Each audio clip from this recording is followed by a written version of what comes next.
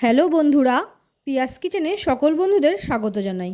বন্ধুরা, আজ করব মিডিয়াম সাইজের চিংড়ি মাছের মালাইকারি। জানি তোমরা তোমাদের মতো করে করো বিভিন্ন রকমভাবে, তবে আজ আমি আমার মতো করে বানালাম। দেখো কিভাবে বানাচ্ছি। দেখো চিংড়ি মাছগুলো নিয়ে নিয়েছি। এরপর এগুলোকে ভালো করে বেছে ধুয়ে নেব।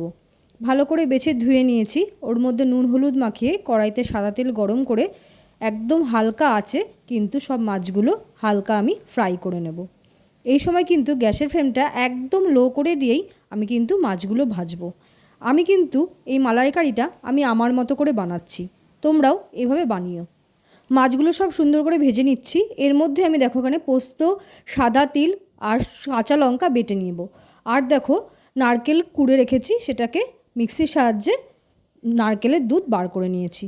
এবার ওই কড়াইতেই আর একটু তেল গরম করে নিয়ে কালো জিরে ফোড়নে দিয়ে দিলাম। এরপর আমি সাদা তিল, পোস্ত আর কাঁচা লঙ্কা বাটাটা দিয়ে দিচ্ছি। বাটাটা দিয়ে গ্যাসের ফ্লেমটা লো করে দিয়ে কিন্তু সমানে নাড়তে হবে। এরপর দেখো আমি একটু বাটি ধোয়া জল অল্প পরিমাণ অ্যাড করলাম। বাটি ধোয়া জলটা দিয়েও কিন্তু একদম গ্যাসের ফ্লেমটা লো করে দিয়েই নাড়ব।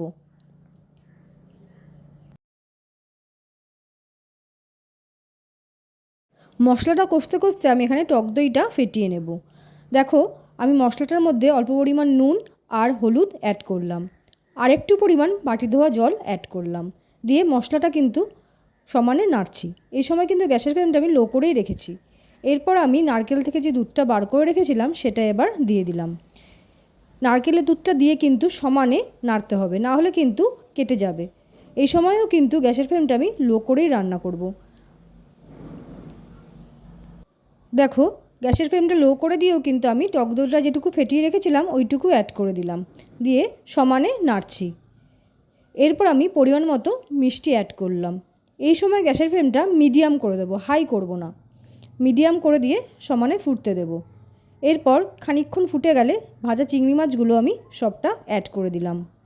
এই সময়ও কিন্তু মিডিয়ামেই গ্যাসের ফ্লেমটা রাখবো। 5 থেকে 10 মিনিট গ্যাসের ফ্লেমটা মিডিয়াম করে ফুটিয়ে নিয়ে দেখো খানিকটা জল আমার কমে এসছে। এই সময় কিন্তু একদম আবার লো করে দেবো গ্যাসের ফ্লেমটা, আর উপর থেকে দিয়ে দেবো কাঁচা সর্ষের তেল। ব্যাস রেডি হয়ে গেল আমাদের চিংড়ি ভাপা। এইভাবে তোমরা একবার চিংড়ি ভাপা বানিয়ে খেয়ে দেখো, আশা করি ভালো লাগবে। চ্যানেলটা ভালো লাগলে সাবস্ক্রাইব করে দিও, আর ভিডিওটা শেষ পর্যন্ত দেখার জন্য সকলকে আমার অসংখ্য ধন্যবাদ। ভিডিওটা ভালো লাগলে একটা লাইক, শেয়ার আর কমেন্ট করো কেমন হয়েছে।